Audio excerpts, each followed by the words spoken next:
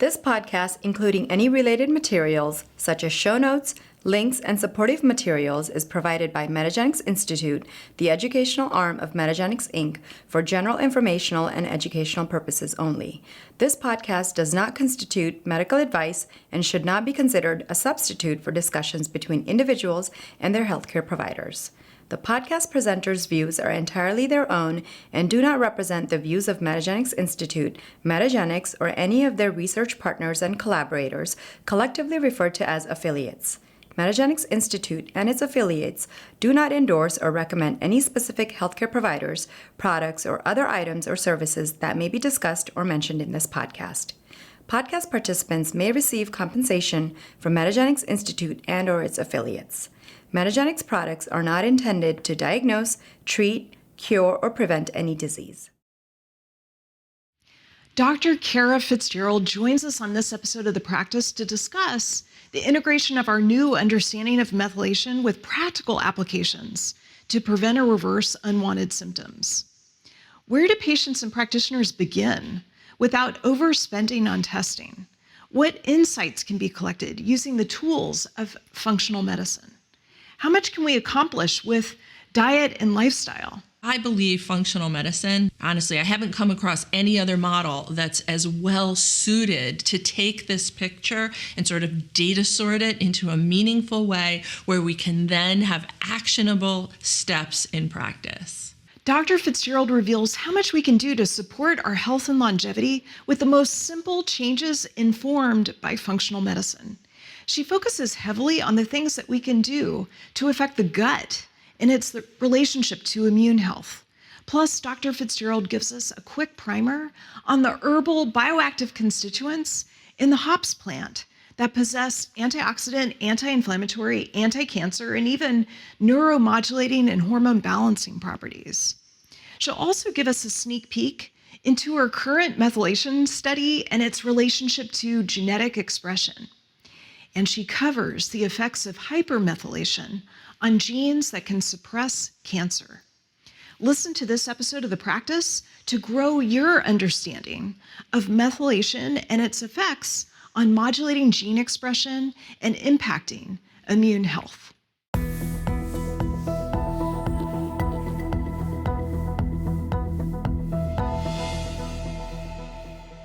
Kara, it's so great to be with you today. Likewise, Sarah, it's nice to catch up with you, especially in person. Yeah, for sure. So I want to start with how we met. Mm-hmm. So I think it was a while ago, maybe 7+ years, something like that. Yep.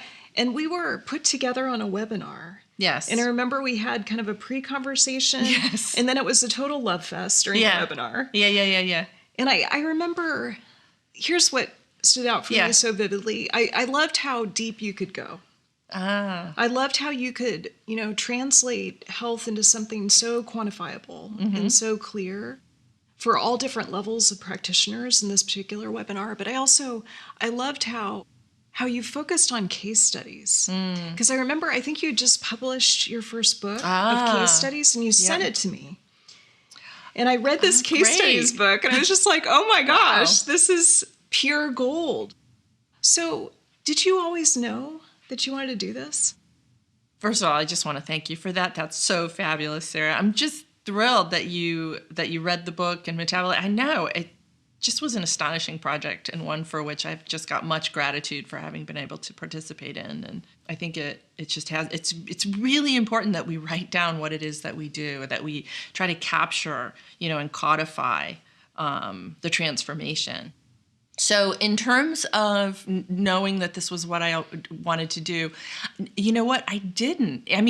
So I think I have a similar background to you as yours in that I was raised by a really pretty aware mom, and my grandmother was aware as well.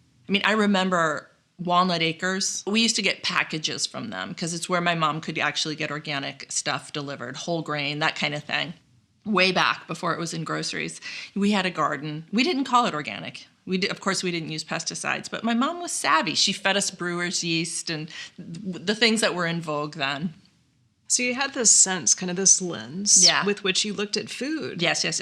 But what's extraordinary was that fairly quickly, I got that the foundation that my mom had built our nutritional kind of lifestyle existence on was incredibly sound. Yes. And that she had this knowing and the ability to actualize it against such resistance, because we were really kind of an outlier family, her having the guts to do this. And she got a lot of resistance from us, really gave us kind of a fortitude, both nutritionally, I think, but also psychologically, that without question shaped my career, like unequivocally. So I didn't know it then, but certainly when I came back to it, it was a coming home.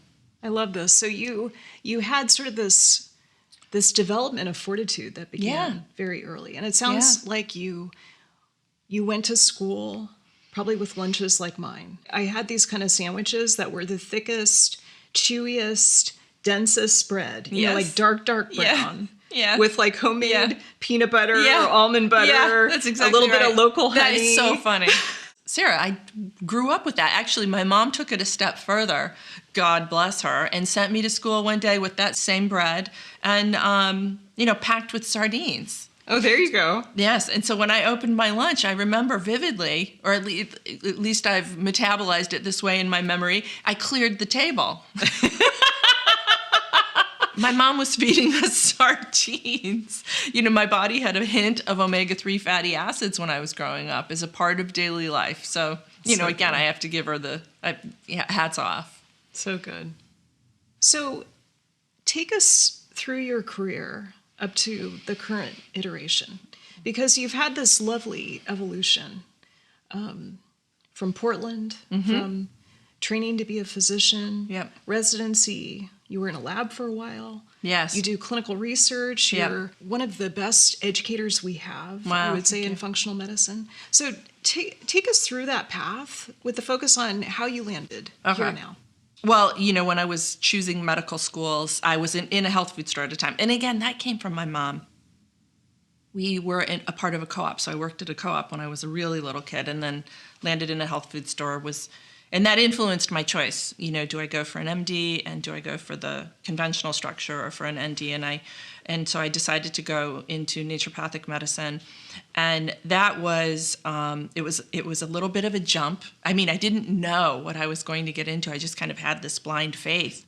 And incidentally, at that time, I was really interested in Udo Erasmus, Fats That Heal, Fats That Kill, I think was the title. And he gets into a little bit of biochemistry in that book. So I had that little piece of information that I headed off to school with. And I actually was I was interested in mechanisms actually back then as well, when I worked in the supplement section. So I was sort of abutting, what I was to become. Headed off to Portland. School was incredibly inspirational, deeply nourishing at so many levels, from Jill Stansberry introducing pleomorphic bacteria to us, cell wall deficient forms, to, the stealth infections that we work with in clinical practice all the time now, being introduced in one of my first classes as a freshman to, really getting into, marrying the kind of the molecular, biochemical, pathophysiological mechanisms with the bigger picture, with physiology, and then, considering it within the context of lifestyle and, the timeline of somebody's existence. Like this, so naturopathic medical school was, it's a functional medicine existence. It's a functional medicine training, and it was very interesting to me. As with many of us, I was able to see Dr. Bland lecture early on. Mm-hmm. Now, what year was this? It was early 2000s, and I think he was talking about hops at the time. He was talking about some of the active constituents of hops and, just walking us through the pathways of what they're doing. Do you remember that phase of his? Well, it was about a 10-year phase, I think. Yeah. But could you just give us like a quick primer on hops? Like, why should we care about hops? Especially for maybe our citizen scientists who don't really understand what hops is about. Well, it's a pretty extraordinary it's a pretty extraordinary botanical. I mean, isn't it? Wouldn't you say? I mean, how many active constituents, how many medically active constituents are there? I mean, I'm really kind of being rhetorical because they're probably still uncovering. Many of them are still being characterized and sort of understood. There's a reason we love beer. There's a reason we've been brewing it, using hops in this way for millennia. So there's antioxidant properties, there's potent anti-inflammatory, there's neuromodulating properties in hops. There are hormone modulating properties. I mean, it really kind of covers all the bases. I mean, there are potent anti-cancer properties. There are properties in hops that augment epigenetic expression, so that interface between genetic expression and environment. Those little marks on our DNA that cause it to express or not express. Hops can actually favorably alter what's happening at that level. And that's one of the mechanisms that make it, it's fight against cancer. It's protective mechanism. So I'm really kind of in love with hops at the moment. I mean, Jeff discovered it like decades ago, but for some reason now lately I've been coming upon the wonderment of hops. And I think he did a lot of the landmark research. Yes, he did. On hops. Yeah. So it's in the 2000s. Part of what I'm hearing from you is a love of mechanism. Yes. A focus on the why. I hear that as a through line too. Yeah. So how did that then lead to where you are now? What's interesting to me is that something about understanding, touching upon mechanisms is, for me, kind of spiritual in a way. Yes. And I think it's sacred. It really is. And when you actually put your finger on, elucidating a mechanism where it's aha to you, the thing that always happens right after that for me is that it leads to so many other things. And there tends to be sort of a harmony and kind of a symmetry around understanding. And I always have to pause and wonder about, kind of the prime mover, like where did this come from? This incredibly elegant design that goes on and that we're only just touching on a point. So as I unfolded that and realized, really in part through Dr. Bland, that's what was happening, my passion around biochemistry just skyrocketed. And so I was very excited. Again, it seems like, serendipity that I discovered that there was this postdoctorate position in laboratory science at Metametrics Lab in Atlanta, Georgia. I couldn't believe how perfect it was for me, and that my director was a nutritional biochemist. And so he's my mentor to this day, Dr. Richard Lord. And I just was swimming in utter joy. I mean, I described it too as being like a vertical learning curve. It was straight up. It was intense. I worked really, really hard in the lab, but oh my God, did I love it. And I was so inspired. So we had a think tank in the lab. Education was deeply honored and nurtured in the laboratory. So we had our own laboratory rounds, and we had a real think tank in our medical education department. We published laboratory evaluations in integrative and functional medicine, and then I went on to write the case book. In fact, when I first landed in the lab, I wrote a white paper. I co-authored with a white paper on low homocysteine, thinking about the implications of low homocysteine with Richard. But we nurtured each other by reading the latest science and pinning it together with the other things that we knew. And how do we look at this in the analytes that we're measuring in the laboratory? And then how do we translate this to delivering better care and to turning around pathology before it even happens? That's how we rolled. And so it was from after I left the lab, which I finished the casebook that you mentioned earlier, and I started my own practice. So I came back home to Connecticut from Atlanta and finished the book. The book was released. I was in my own clinical practice. Actually, I was in a tertiary care pain management center for a while, which was very informative and I think also important to be in that world. Okay, so this pain clinic, I want to get into this because I feel like it's so interesting. especially for folks who are just starting in functional medicine, to have a sense of what do you do when you've got fewer tools? Yes. What do you do when you can't do a $10,000 workup? Yes. Like, where do you start? Yeah, that's right. I imagine you did Where things do like, you start? like elimination diet, which can right. do so much. That's right. You're exactly right, Sarah. Where do you start? So you've got extremely challenging patients. I mean, these patients, if you're in a tertiary care pain center, you're in chronic, deep pain. Yes. And they're polypharmacy. They're on many medications.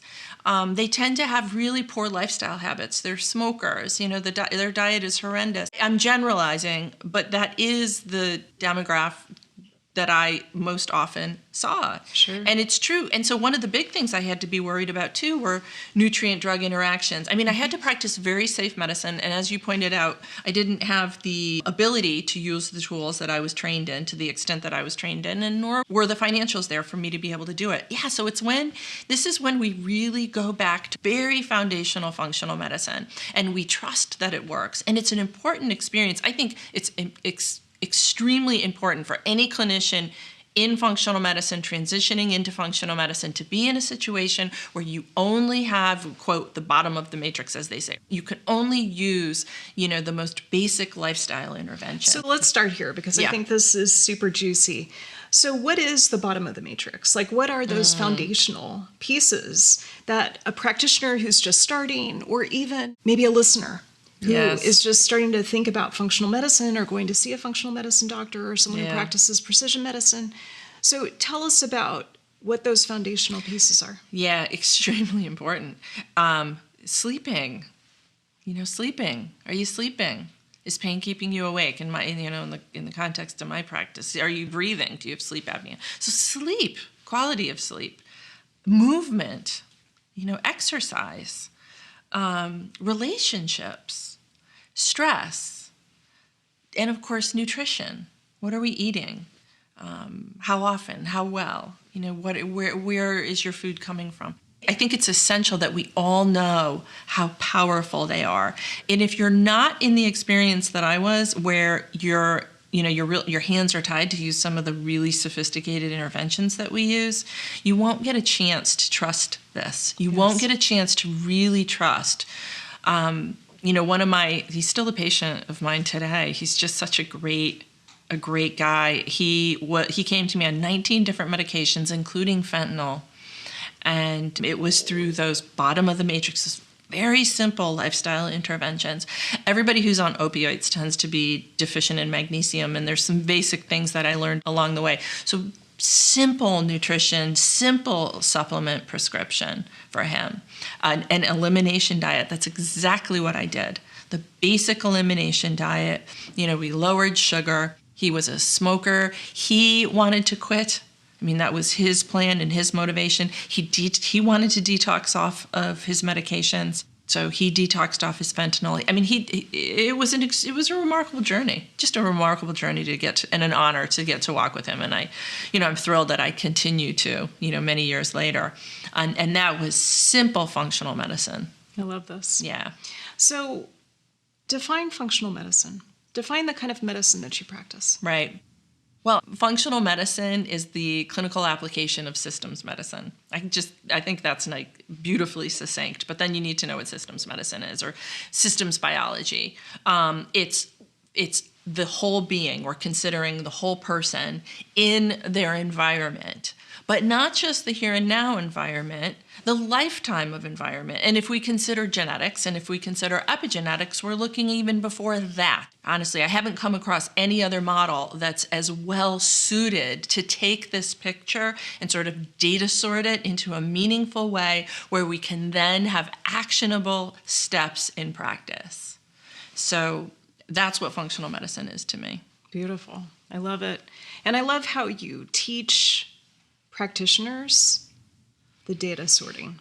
Yeah. Because the data sorting is pretty complex. Yeah. Right? Yeah. And as the data gets bigger and bigger and bigger, it's getting more complex. Yes. And I feel like having a sense of, not not losing the forest for the trees. Yes, That's right. Having that That's sense exactly that you right. have, I think, is so important as an educator. Yeah, well, again, coming back to my time in the pain center, relying on very simple tools certainly helped. I mean, you see what interventions can be miraculous. You can see the power of diet, or an anti-inflammatory diet, or eliminating certain food. It's not just limited to nutrition intake when you change the diet. You're radically altering the microbiome. You're reducing the inflammatory load systemically, but you're also healing leaky gut as well and reducing the inflammation that's happening within the gut.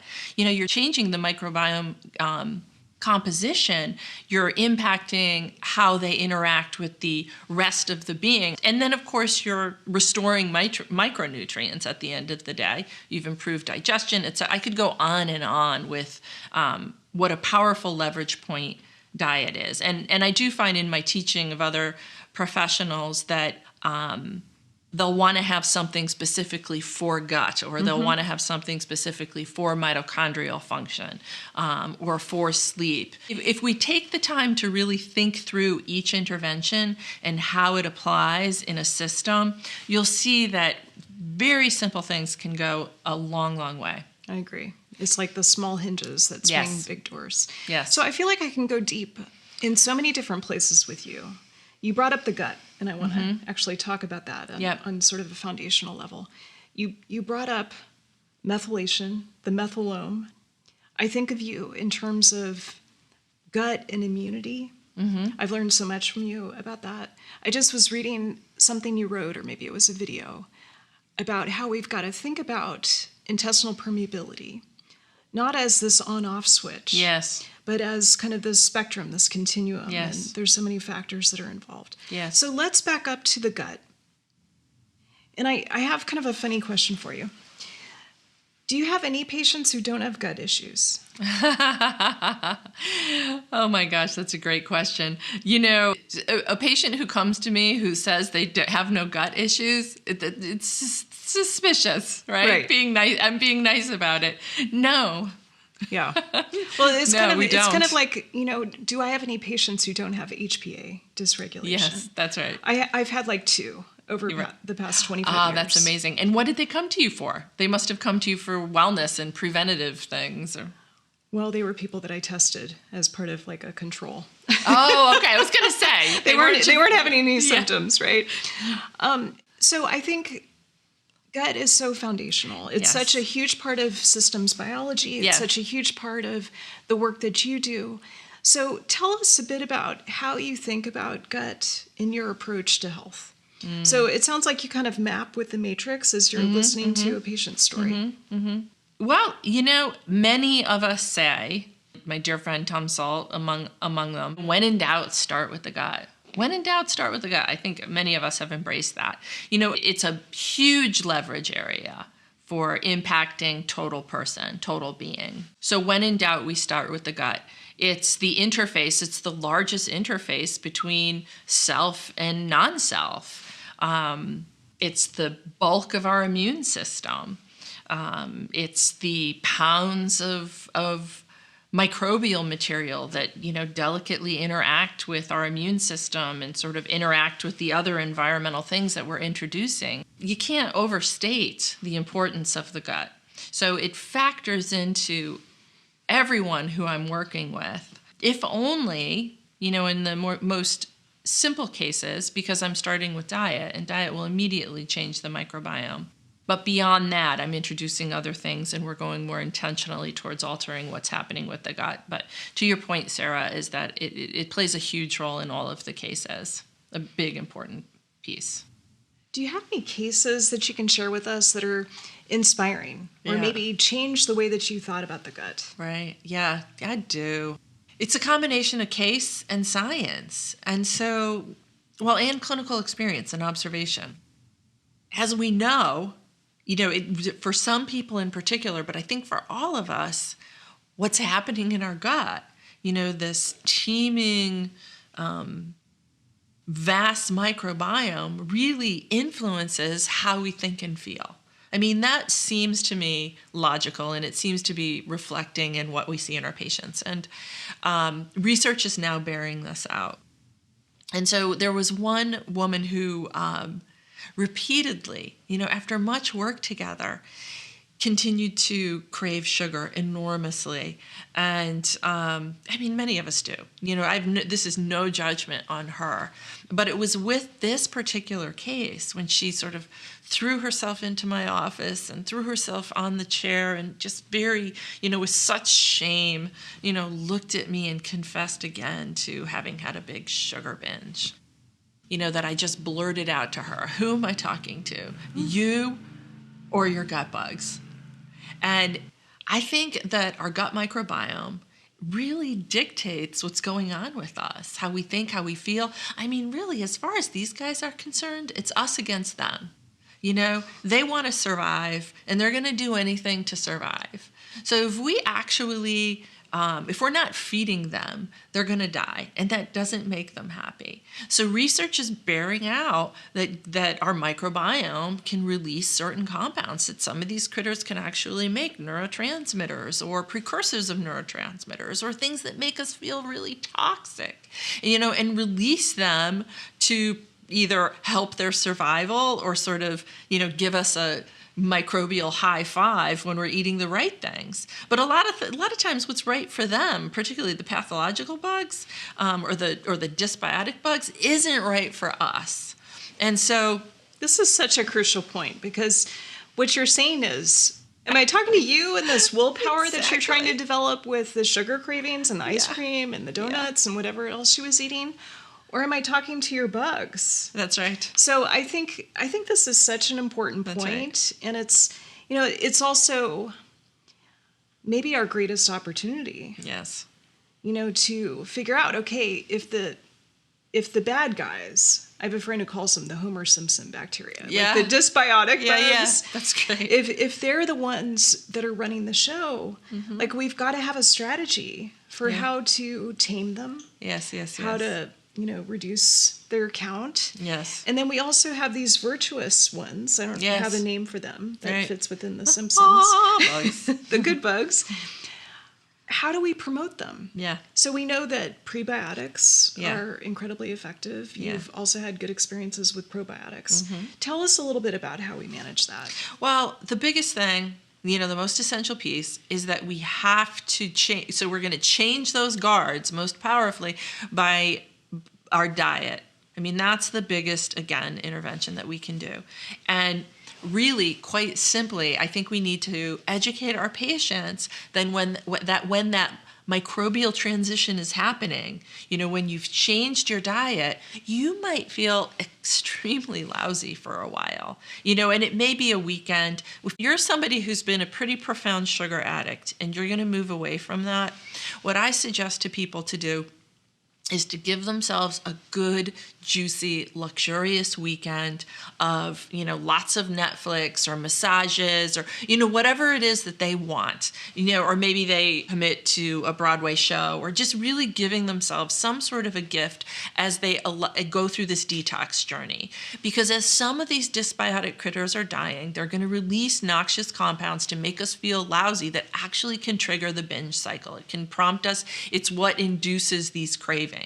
So are you in the driver's seat of your life, or is your gut microbiome driving the car? And while we're changing that, we can feel lousy for a while. Now, to really bring about a lasting change and to dial down the cravings, we want to definitely lean on probiotics. We need to lean on prebiotics. We will probably be doing some botanical antimicrobials and so forth. So there's a broader intervention structure that we want to use, and in the beginning and for the long haul. But that early period where you do the most intensive changing, with the dietary shift, expect to feel lousy and really cut yourself some slack and do whatever you need to do. Another part I love with this particular case is that I hear the subtext of compassion. That it's not a simple, yes-no compliance issue. Yeah. It's, almost the civil war that happens within ourselves. Yes. And, kind of the debate, do I, don't I? Do I have the cookie, do I not have the cookie? Yeah. Like it's not as simple as willpower. So I really like how you're bringing this sense of nuance Yeah. to what we were maybe taught was kind of a simple compliance issue. Yes. And I think that this whole understanding is going to be shaken out considerably. Because it really isn't, or willpower plays a very small role. I think that a big chunk of it are bugs gunning for survival, and really kind of pulling, if you're a marionette, they're trying to dictate what you put into your mouth so that they can survive. I mean, it's really that simple. So when we do something drastic to, usher them out of our existence, they can, I think that they can pull some powerful strings. They can. Yeah. And along with that, there's also these things we can do. Mm-hmm. That a patient can feel empowered. Yes. That there's, the nutrient-dense food. Yep. There's a way to feed. Yep. The more virtuous. Yep. Bugs. Yep. There's choices you can make, especially with breakfast. Yes. Like, it's these small steps that really add up over time. And in some ways, I think when we consider health as a skill set, as kind of, this ever-growing sense of skills that we develop, it's that disciplined choice, of what you put on your plate, what you put on your fork. I think that's where this starts.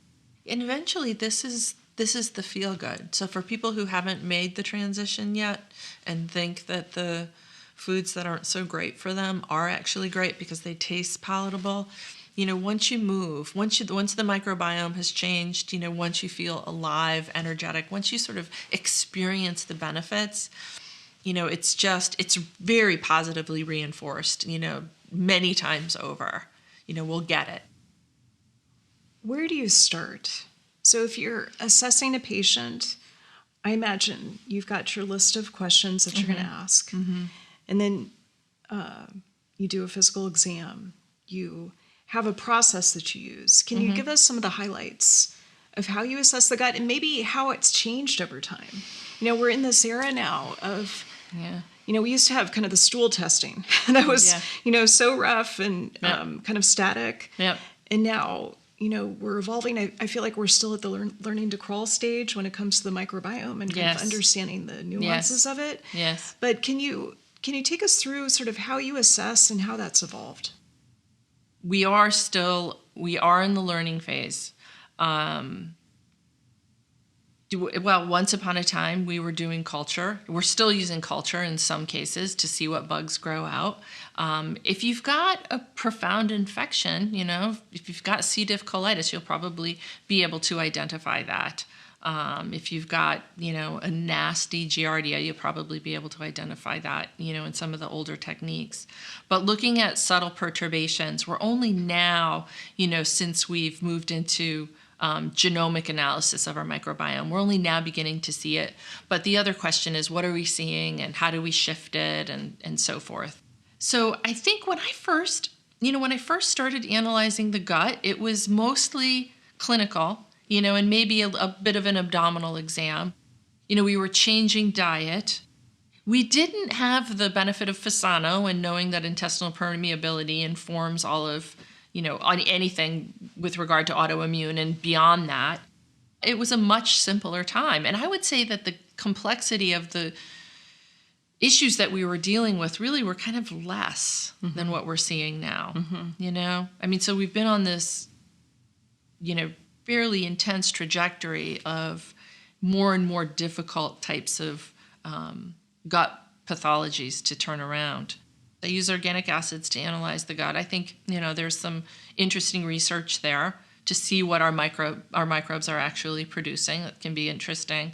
And then I do use genomic analysis today to assist in guiding my treatments. I suppose one of the areas that I think still is quite useful are the various chemistries, like looking at butyrate or looking at inflammatory markers like eosinophil protein X or calprotectin or lactoferrin.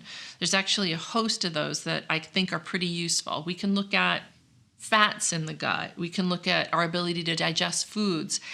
So what I love about this is you're talking about function. Yes. And I think this is such an important part of the conversation. You know, I go to these conferences where you hear about Akkermansia and you hear about, you know, kind of all these different debates about diversity and different organisms and species. I think when you dial it back and you look at function, like the butyrate, the calprotectin, the lactoferrin, it tells you a lot about what's actually going on inside the gut. Yeah. Arguably at this point where we're still learning, I think it's great for us to be able to look at the microbiome these days as much as we can, but we are still learning. However, we can look at function. We can pretty solidly. I mean, calprotectin is a decent, well-researched marker. It's going to tell us what's going on as far as inflammation, as does lactoferrin. Eosinophil protein X, I think, is a pretty cool marker. So tell us why you care about that one. Eosinophilic protein X. Well, I think it's a nice marker because I work with a lot of allergy patients, and we see like gut allergies on the rise, like eosinophilic gastroneuropathies, EOE, stomach, large intestines, small intestines. I mean, regardless, we see these kinds of conditions definitely increasing, and that marker will rise. We'll see that inflammatory marker increase in some of those patients. So it can be a bit of an insight.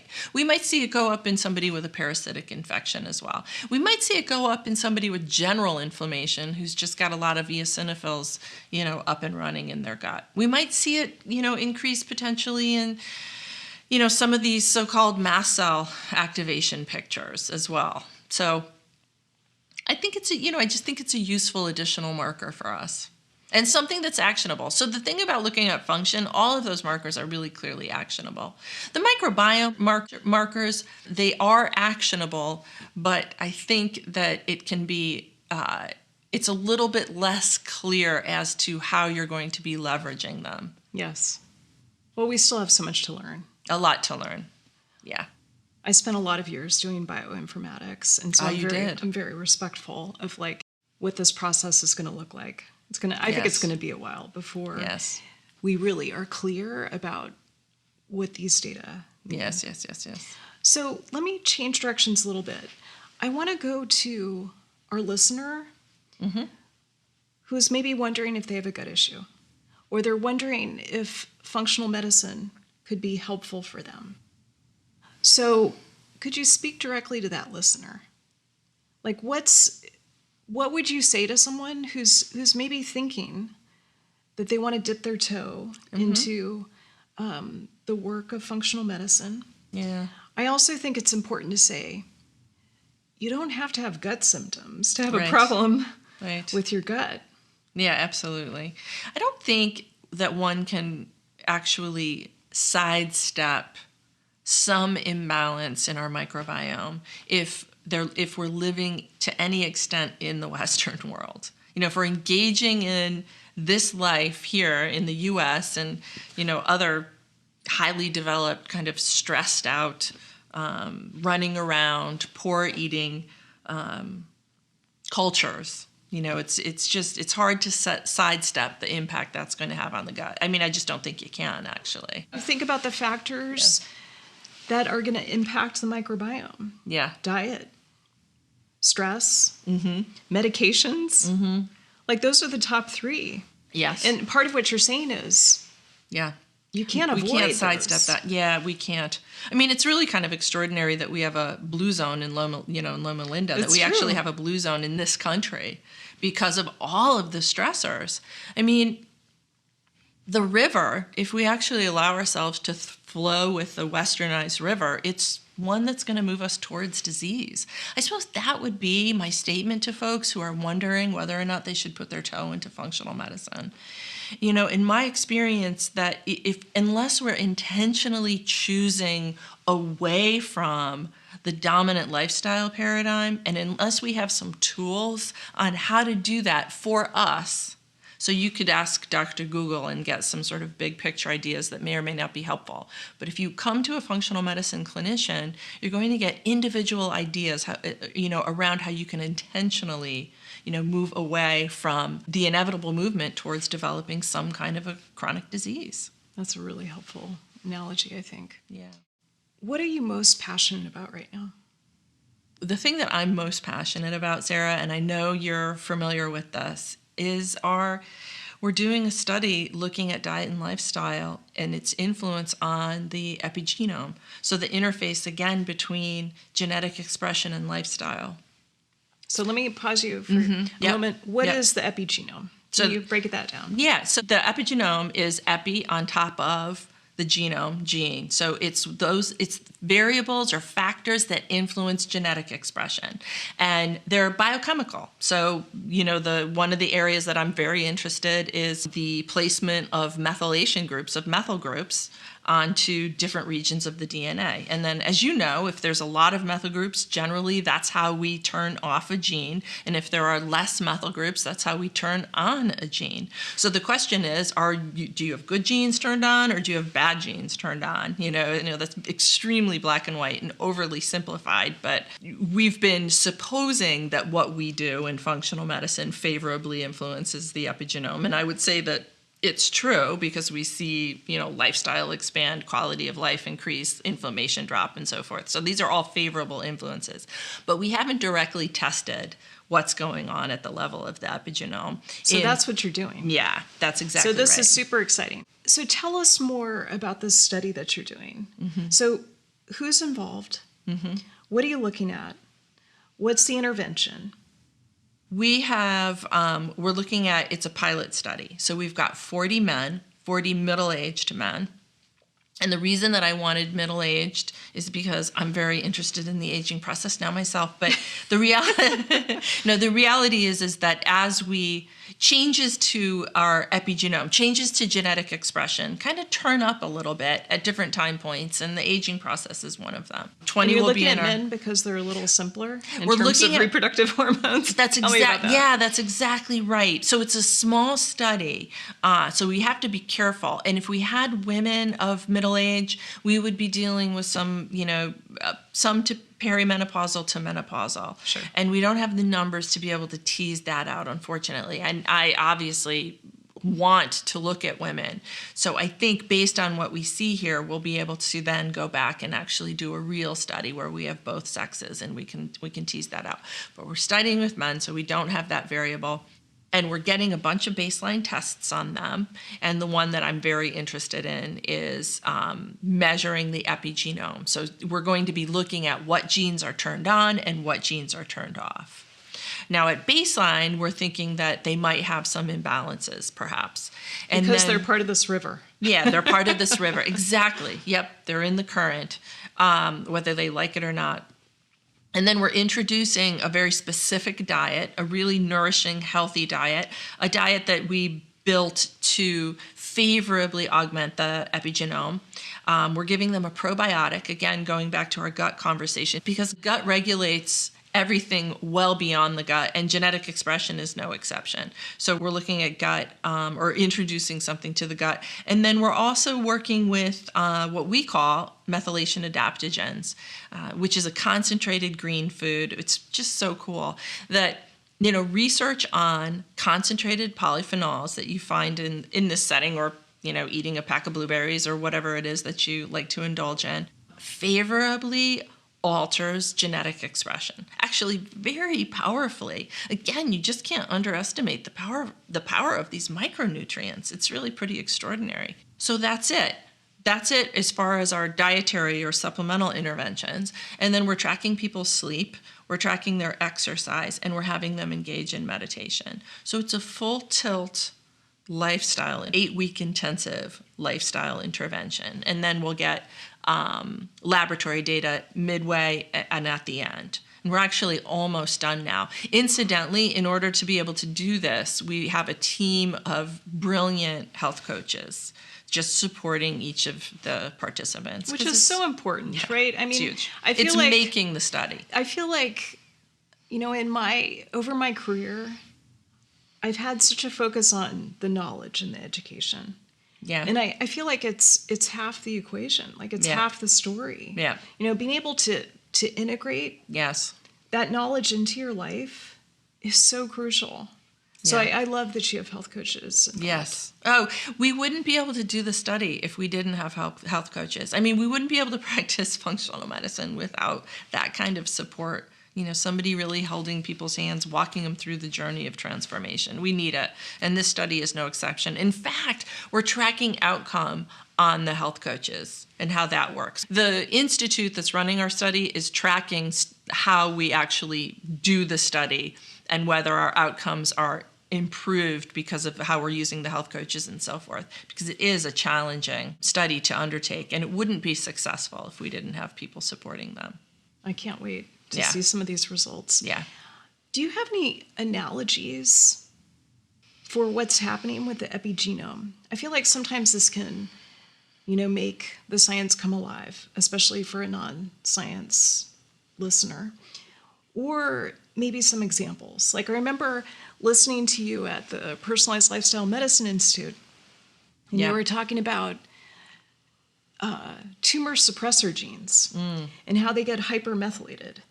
So could you maybe unpack that? I think that's a really good Yeah. way to kind of understand what happens. Absolutely. Yeah. So our epigenome prompts genetic expression and our epigenome is influenced by lifestyle exposures. So so we know that there are these wonderful genes called tumor suppressor genes that just survey and keep cancer at bay. They survey our body all the time. We Like have BRCA. many.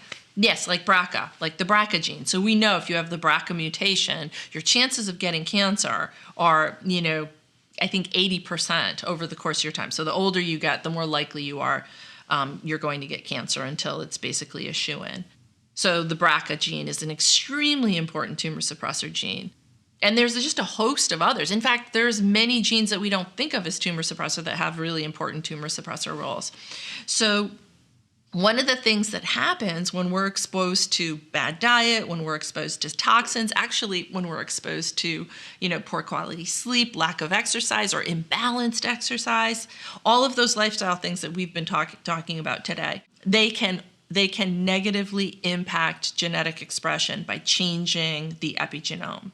So those all important tumor suppressor genes can be hypermethylated and shut down, and therefore our risk for cancer rises exponentially.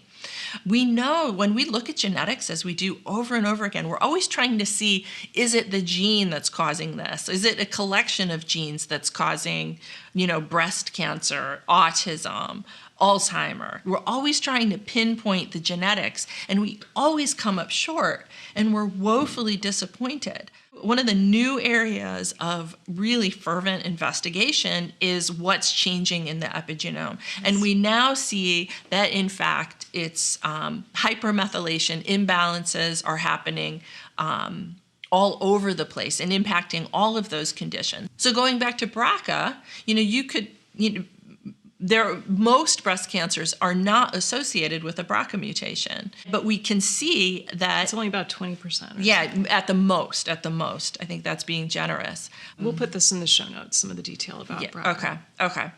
But we do know that hypermethylated BRCA will shut it down as if it were a mutation, and that's associated with breast cancer and some of the other hormone-sensitive cancers. So this is a huge, important point, because what you just said is, most of the time, breast cancers arise in the absence of a BRCA mutation or some other mutation. Yeah. And this is an example of where you can have hypermethylation, too much methylation of this tumor suppressor gene like BRCA. Yes. And be at a greater risk of developing breast cancer. Yeah. So you may not have the mutation, but if you have hypermethylation, that increases your risk. You're shutting down the activity of that all-important surveillance protein. And it actually has a lot of roles. It's a big player. It's really important. And we see this across the board. It's a very cool, very active area of research looking at the epigenetics in cancer. And we see detox genes. Glutathione transferase actually gets hypermethylated and shut down. And it's been shown to be associated with genitourinary cancers. A lot of research in prostate cancer. That's fascinating. So it's inhibiting one of our main enzymes involved in detoxing, and then we see increased cancer associated with it. Huge. It is. It's huge. And we could go on and on. So the other piece that can happen is hypomethylation. And so these are genes that are turned on that we don't want on. So oncogenes, the genes that can promote cancer, are in that tumor microenvironment hypomethylated and on. Actually, cancer's able to go in there, kind of harness our own, enzymes, our own epigenetic machinery for their own nefarious ends, right? And hypermethylate things they don't want, genes they don't want on, and hypomethylate genes that they do want on. We know from the research that's really coming out like gangbusters at this point is that there's much that we can do, or I should say it appears like there is much that we can do. We need many more human trials. And so again, I'm extremely excited that I'm able to kind of pull from the science, a lot of it in animal studies, a lot of it in vitro studies, and put it together in a human population.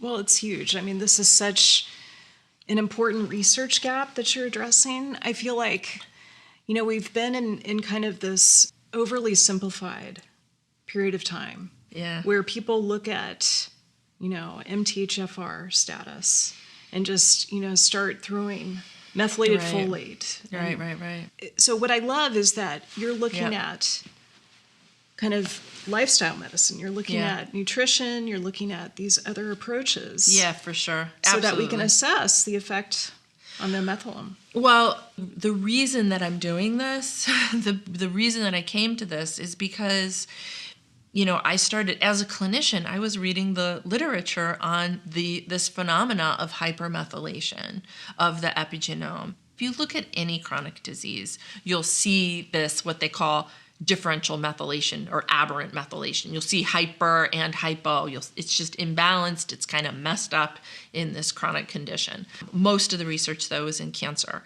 And there's these important tumor suppressor genes are hypermethylated and shut down. But we know in our functional medicine world, and with people interested in methylation, they tend to push it forward. They tend to think I have bad methylation because I have an MTHFR mutation or, any of the myriad ones. I need to take these active methyl donors, methylated folate, B12, etc. It doesn't even have to be methylated. It can become methylated in the body. So I think we were potentially pushing methylation too far. And as a clinician, I had to ask myself, could I be doing something that I don't want to in my patients? This is so beautiful. So I just want to pause there because I feel like that's such a foundational question for us as clinicians.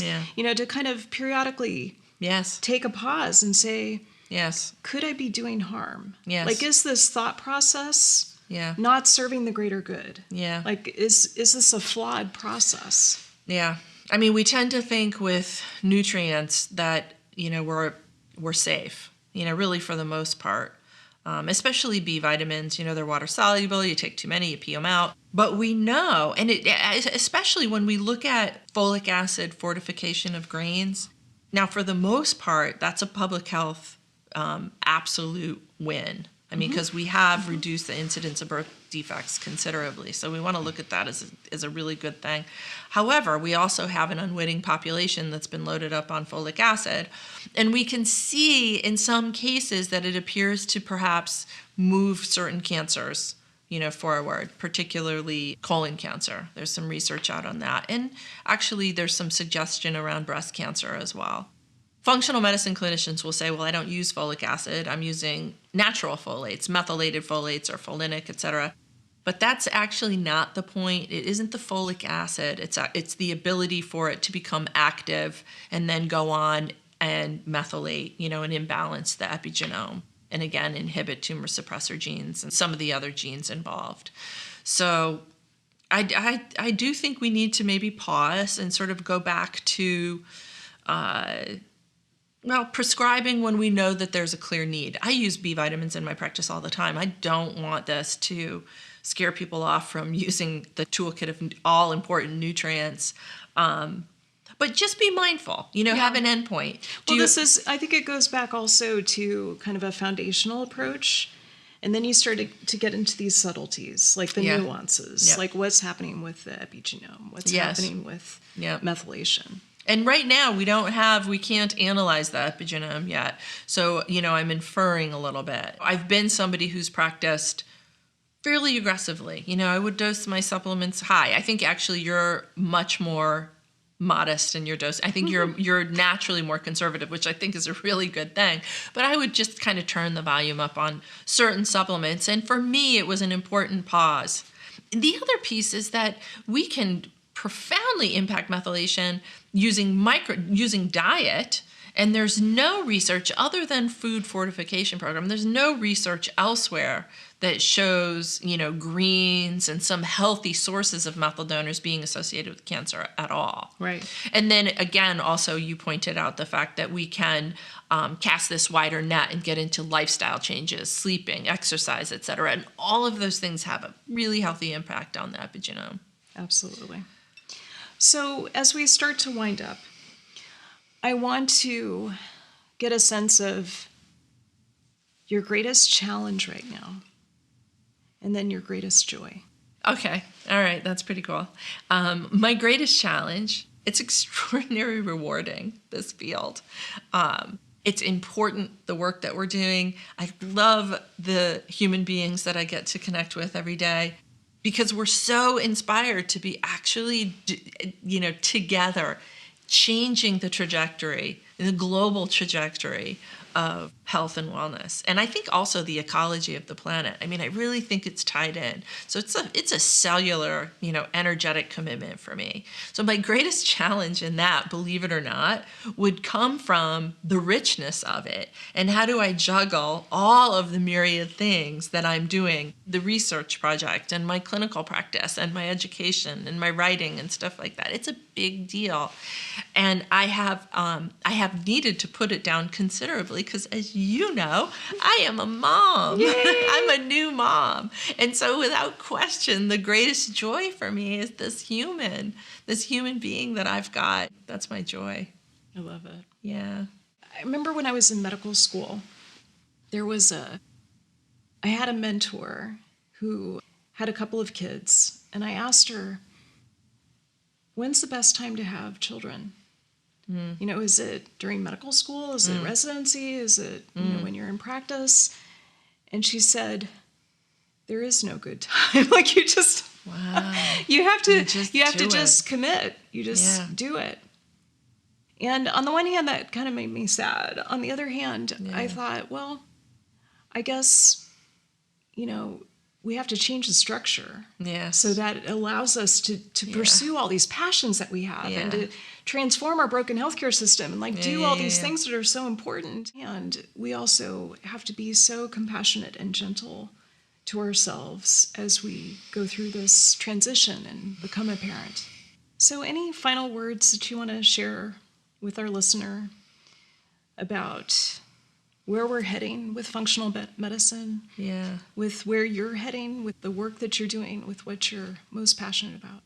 I think in my course of teaching, people will have an idea that they need to manifest functional medicine in a certain way. Maybe they want to be lecturing, maybe they want to be writing books, et cetera, et cetera. Those are great things, and if they're called to do them, by all means, go for it. But, being a clinician, seeing patients day in, day out, or working locally, or blogging, or really whatever it is, some combination thereof, it's powerful and important. Being somebody who's not a physician or not a clinician, getting the new products out into the world or developing the new laboratory technologies. There's just so many ways we can come into the conversation. Being a health coach or being an expert in individualized exercise prescriptions. So I want folks who are coming into this field to be really excited about the possibility and know that there is much that we can do, and that can be very reflective of your own inner passion. That's certainly what I've found for myself. All of us, however we manifest, are participating in changing the trajectory, in changing the flow of the river. So I would just say step into the conversation in the way that you feel most inspired and actualize that. And that will be a gift for all of us. So do it. Just do it and trust. It's so beautiful. Thank you, Kara. It's been great. Thank you. Thank you for being with us for this episode of The Practice. You'll find extensive show notes, including links and supportive materials, over at thepracticepodcast.tv. While you're there, explore other topics and use the Ask and Answer button to ask your burning questions and give your insights about the topic. After all, the future of medicine lies in dialogue, not dogma. Let's transform medicine together by connecting on Twitter, Instagram, and Facebook. You'll find all the links at thepracticepodcast.tv. This podcast, including any related materials such as show notes, links, and supportive materials, is provided by Metagenics Institute, the educational arm of Metagenics, Inc., for general informational and educational purposes only. This podcast does not constitute medical advice and should not be considered a substitute for discussions between individuals and their healthcare providers. This podcast does not create a doctor-patient relationship and should not be considered a substitute for the independent professional judgment of any physician or healthcare professional regarding the appropriate course of action for a particular patient or individual. Metagenics does not make any guarantees regarding the accuracy, completeness, or usefulness of this podcast for any particular purpose.